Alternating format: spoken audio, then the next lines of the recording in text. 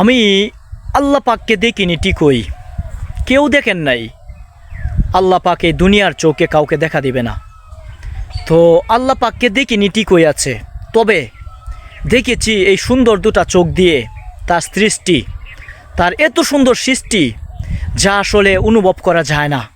তার এত সুন্দর একটি পৃথিবীতে, এত সুন্দর করে সাজানো একটি পৃথিবী, তার নিজ হাত দিয়ে, কুদরতি হাত দিয়ে সে সাজাইছে, যে সাজানো আপনি আমি সারাটা জীবনেও পারবো না, কোনো দিন কল্পনাই করতে পারবো না।